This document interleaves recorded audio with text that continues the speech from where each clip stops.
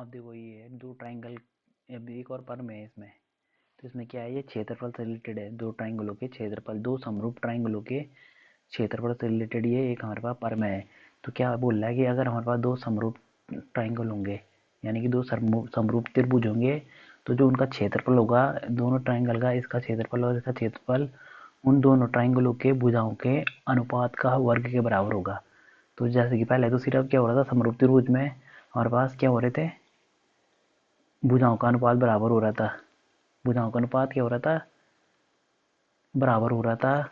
मगर यहाँ पे क्या है, अगर क्षेत्रफल पूछेगा तो वो क्या होता है, उनके भुजाओं के अनुपात का वर्ग के बराबर होता है, वर्ग के बराबर सारे। तो जैसे कि हमारे पास ये एक ट्राइंगल ये है और एक ट्राइंगल ये है। एक और फिर से पढ़ते से, दो समरूप त्रिभुजों के क्षेत्रफलों का अनुपात, तो इसका अनुपात, इसके क्षेत्रफल अनुपात और इसके क्षेत्रफल अनुपात इनकी संगत भुजाओं के अनुपात के वर्ग के बराबर होता है। तो संगत भुजाओं का वर्ग, तो इसकी संगत भुजा, एक की संगत भुजा कौन सी, पी क्यू, तो इनकी संगत भुजाओं के वर्ग का अनुपात के बराबर होता है। तो जैसे कि हमारे पास ये क्या है, हमारे पास दो ट्राइंगल हैं। तो इसमें जो हमारे पास triangle, area of triangle ABC, area of triangle ABC क्या होगा हमारे पास, upon area of triangle P Q R, जो हमारे पास क्या होगा, इनके संगत भुजाओं के वर्ग के बराबर होगा। तो ए बी सी, तो ए बी सी इसका वर्ग, ए बी सी क्या लेंगे हम, जैसे कि ये दोनों ट्राइंगल हमारे पास समरूप हैं।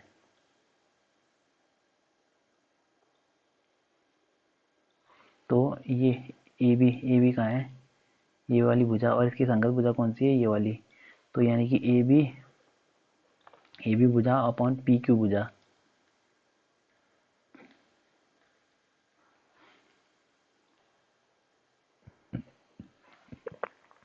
ए बी सी, यानी ए बी भुजा और पी क्यू भुजा का रेशियो, या फिर या फिर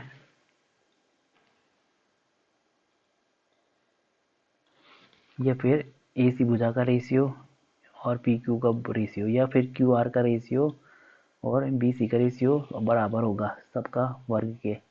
तो उनका क्षेत्रफल आ जाएगा, उनके क्षेत्रफल का अनुपात आ जाएगा। तो जैसे कि अब ए बी अपॉन क्या रख दिया हमने, पी क्यू का वर्ग बराबर होगा A C upon P R का वर्ग बराबर होगा B C upon Q R के वर्ग के।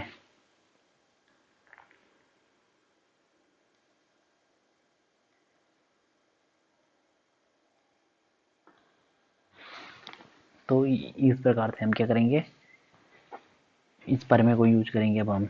तो यानी कि क्षेत्रफल का अनुपात क्या आ गया, संगत भुजाओं के वर्ग के बराबर आ गया। तो अब देखो हम कैसे करेंगे, इससे रिलेटेड कुछ सवाल हैं। तो जैसे कि हमारे पास कोई एक, हमारे पास दो त्रिभुज दे रखे हैं A B C D, A B C, और दूसरा त्रिभुज है डी ई एफ। ये क्या बोला है, ये दोनों क्या है, समरूप हैं आपस में। तो समरूप है, तो इसका क्षेत्रफल दे रखा है इसने हमें 64, और इसका क्षेत्रफल दे रखा है 121। तो इसका क्षेत्रफल तो कितना दे रखा है इसने हमें, area of triangle A B C, तो इसका एरिया दे रखा है हमें ए बी सी का कितना, 64 सेंटीमीटर स्क्वायर, और इसका दे रखा है एरिया ऑफ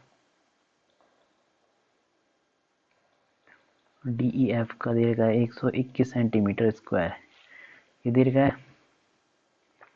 अब उसने दे रखा है ई एफ का है हमारे पास, ई एफ दे रखा है इसने हमें 15.4। तो क्या पूछा है कि हमारा बी सी की वैल्यू क्या होगी। तो माना हमने बी सी को क्या मान लिया, एक्स मान लिया। तो अब हमने ये दोनों समरूप है, तो इसमें क्या होगा, चूंकि ये दोनों त्रिभुज, क्योंकि ट्राइंगल ए बी सी समरूप है किसके, ट्राइंगल डी ई एफ के, तो इसलिए क्या होगा, जो हमारे पास area of area of triangle ABC upon में एरिया ऑफ ट्राइंगल DEF बराबर है क्या होगा, भुजाओं का अनुपात। तो भुजाओं का अनुपात, ये संगत भुजाओं का अनुपात, तो ये वाला इसको ले लिया सबसे पहले, BC का अनुपात किससे, EF से, का अनुपात के वर्ग के बराबर होगा इनका क्षेत्रफल का अनुपात। तो क्या हो जाएगा, BC कितना है, एरिया ऑफ क्या, एरिया ऑफ ABC कितना है 64, और DEF का कितना है, और BC कितना है निकालना है, और EF कितना है 15.4 का वर्ग हो जाएगा ये।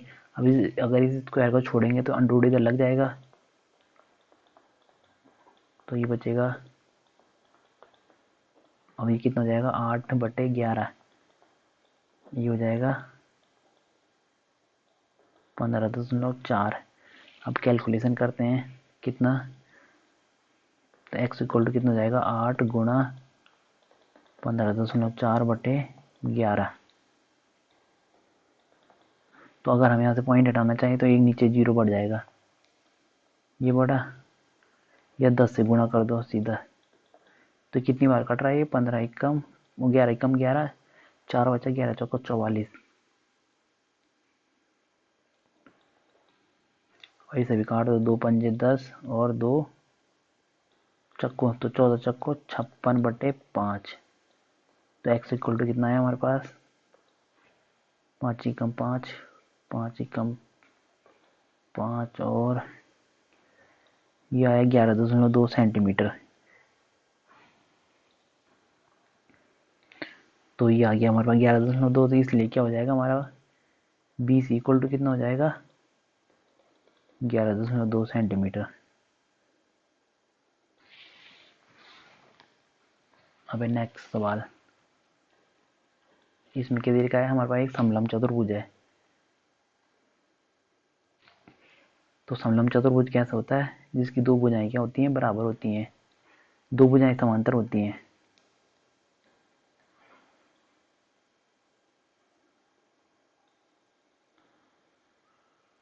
तो ये भुजा और ये भुजा क्या है हमारी, पैरेलल है, समांतर है।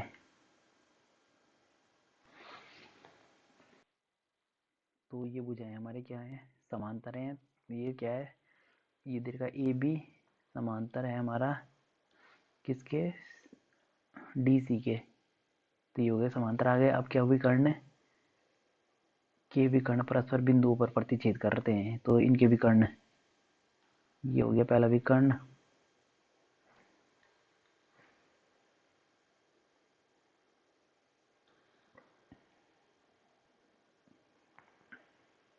और ये हो गया दूसरा विकर्ण। ये कहाँ पे प्रतिच्छेद कर रहे हैं, बिंदुओं पर प्रतिच्छेद करते हैं। यदि AB इक्वल टू कहाँ है, AB कहाँ है, AB कितना हमारे पास 2 गुना ऑफ CD। तो AB कितना दे रखा है उसने हमें, AB दे रखा है 2 गुना ऑफ CD के। अगर AB x होगा तो ये कितना हो जाएगा CD, अरे नहीं उल्टा कर दिया, AB कितना है डबल है, तो डबल तो छोटा कौन सा होगा, ये CD होगा ना। तो यानी कि इसे ऊपर नीचे लो, बड़ी भुजा को AB रखो, AB, और ये होगा CD। अगर AB कितना होगा, AB CD का 2x है, तो अगर AB CD x होगा तो AB कितना हो जाएगा 2x हो जाएगा। ये x है तो ये क्या जाएगा 2x, तो x है ये 2x हो जाएगा। ये हो गया। अब क्या बोल रहा है, त्रिभुजों AOB और COD के क्षेत्रफल ज्ञात करो। तो कौन से त्रिभुज, AOB, तो AOB कौन सा, ये वाला त्रिभुज, और ये वाला त्रिभुज का क्षेत्रफल का अनुपात ज्ञात करो। तो देखो अब कैसे करेंगे इसे, अगर हम सबसे पहले अगर इन दोनों त्रिभुज को हम समरूप कर दें, ये वाले त्रिभुज और ये वाले त्रिभुज को, तो इनकी भुजाओं का अनुपात क्या हो जाएगा, बराबर हो जाएगा। जब बराबर हो जाएगा तो हम क्या रख सकते हैं, इनकी भुजाओं, क्षेत्रफल का वर्ग क्या रख सकते हैं हम, क्षेत्रफल को क्या रख सकते हैं हम, उनकी भुजाओं के अनुपात के वर्ग के बराबर रख सकते हैं हम। तो अब सबसे पहले हमारा काम है इसमें कि इनकी भुजाओं की, इन दोनों त्रिभुजों को समरूप सिद्ध करो। तो समरूप सिद्ध करने के लिए सबसे पहले हम क्या करेंगे, तो सबसे पहले लेंगे हम ट्राइंगल ओ ट्राइंगल की त्रिभुज DOC व EOB से। तो सबसे पहले इसमें हमें क्या दिख रहा है, हमें यहाँ पे ये एंगल और ये एंगल क्या दिख रहे हैं, हमें समान नहीं दिख रहे, शीर्षविमुख कोण है ये। तो यहाँ पे होगा ट्राइंगल DOC बराबर है ट्राइंगल AOB, ये बराबर है हमारे दोनों ट्राइंगल क्यों शीर्षविमुख हैं।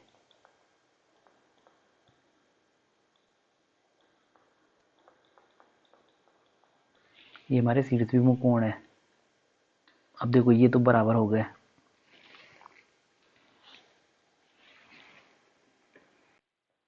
अब देखो इसमें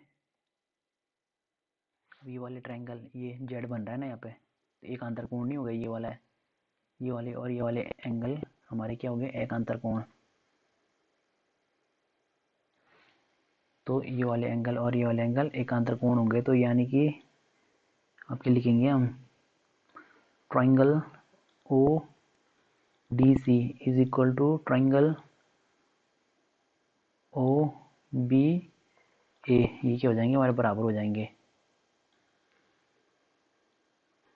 तो ये कौन से कोण है, अंतः एकांतर कोण या एकांतर कोण लिख दो सिर्फ यहाँ पे।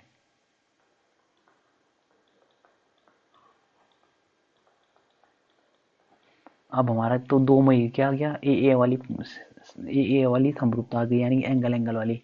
मगर अब तीसरा कोण भी देख लेते हैं, एक और जेड बन रहा है हमारा, कौन सा, ये डी से शुरू होके सी, और ये वाला कौन सा वाला,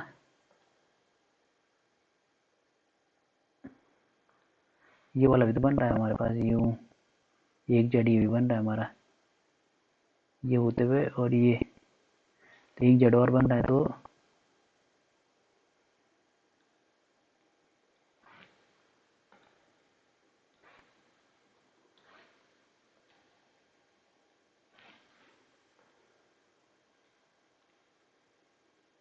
एक जेड होते हुए एक ये भी बन रहा है, कौन सा, ये वाला एंगल और कौन सा, ये वाला एंगल बराबर होंगे, यानी कि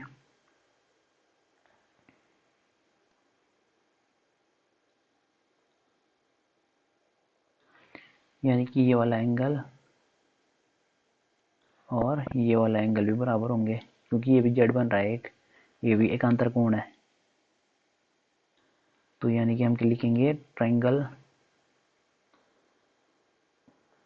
DCA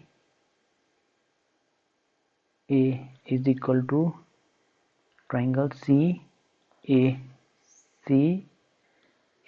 और B, ये भी क्या है हमारे पास, एक अंतर कोण ही है, एक अंतर कोण।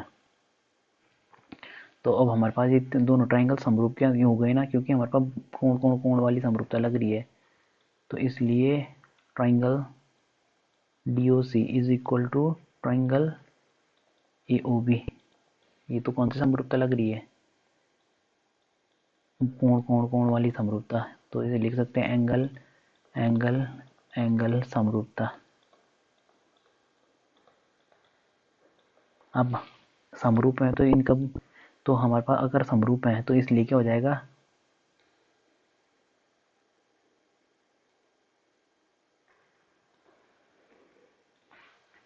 तो समरूप है तो इसलिए हो जाएगा इनके क्षेत्रफलों का अनुपात, यानी कि ट्रायंगल AOB का क्षेत्रफल बरा अपॉन में ट्रायंगल AOC का क्षेत्रफल, AOC की और COD का क्षेत्रफल बराबर क्या हो जाएगा, इनके संगत भुजाओं के वर्ग के अनुपात के बराबर, के वर्ग के बराबर। तो इनके संगत भुजाएं कौन से, हम कौन सी ले रहे हैं, हमारे पास कौन सी दे रखी है, एक एक्स वाली दे रखी है, एक 2x वाली, तो एक तो CD AB वाली की तो हो जाएगी हमारे पास, AOB से तो हो जाएगी, ये वाली भुजा ले रहे हैं हम AB वाली, ये भी, और इसकी कौन सी हो जाएगी, DC भुजा का वर्ग। हमने यही भुजा क्यों ली, ये वाली क्यों नहीं ली, क्योंकि ये वाले कोण क्या, ये वाले कोण आपस में बराबर थे, तो इसके सम्मुख भुजा कौन सी होगी, ये वाली, और इसके समूह भुजा कौन सी हो गई, ये वाली नीचे वाली, तो इसलिए हमने ये लिए आपस में, तो इनका वर्ग हो गया। तो अब रेशियो क्या आ गया, ए बी कितना दे रखा है इसने हमें, 2x अपॉन ये क्या हो जाएगा x का स्क्वायर,